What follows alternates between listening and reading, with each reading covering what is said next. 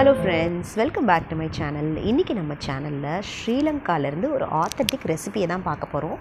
யாழ்ப்பாணம் சைடில் ரொம்பவே பாப்புலரான ஒரு துவையல். இது துவையல், நம்ம ஊரில் துவையல்னு சொல்லுவோம், அவங்க ஊரில் வந்து சம்பல் அப்படின்னு சொல்லுவாங்க. நம்ம வந்து மிக்ஸி கிரைண்டர் இதிலெல்லாம் அரைப்போம், அவங்க வந்து ஒரு உரலில் வச்சு இடித்து கையாலே இடித்து இந்த சம்பலை செய்வாங்க. இந்தியாவில் கேரளாவில் கூட இதே இன்க்ரீடியன்ஸை வச்சு சம்மந்தி அப்படின்னு சொல்லி சாப்பிட்றாங்க. இந்த ரெசிப்பியை நம்ம தோசையோட, சப்பாத்தியோட, சாதத்தோட, முக்கியமாக கஞ்சியோட வச்சு சாப்பிடும்போது அவ்வளவு அட்டகாசமாக இருக்கும். வாங்க இதை எப்படி பண்ணுறதுன்னு வீடியோக்குள்ளே போய் பார்த்து தெரிஞ்சுக்கலாம். இந்த ரெசிபிக்கு தேவையான இன்க்ரீடியன்ஸ் என்னென்னு முதல்ல பார்த்துடலாம் வாங்க.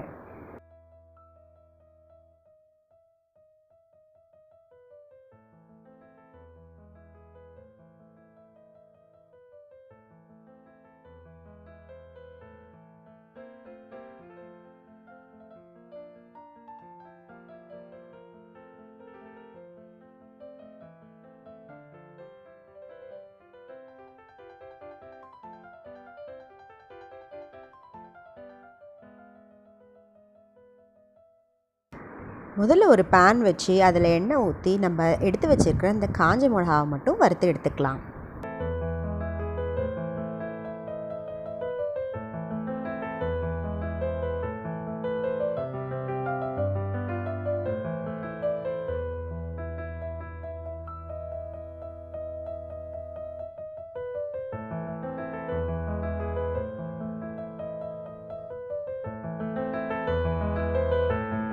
காஞ்சி மிளகா நல்லா வறுப்பட்டதும் இதை ஒரு பிளேட்டில் ட்ரான்ஸ்ஃபர் பண்ணி ஆற வச்சுருங்க.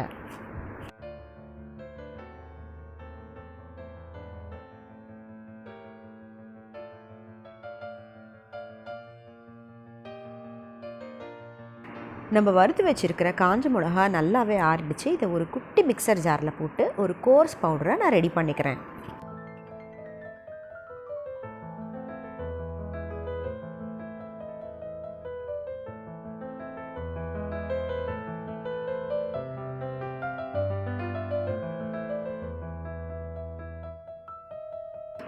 இந்த ரெசிபி நான் முன்னாடியே சொன்ன மாதிரி ஆத்தென்டிக்காக எப்படி பண்ணுவாங்கன்னா, அம்மியிலையோ இல்லை இந்த மாதிரி உரல்லையோ வச்சு இடித்து தான் வந்து இது செய்வாங்க.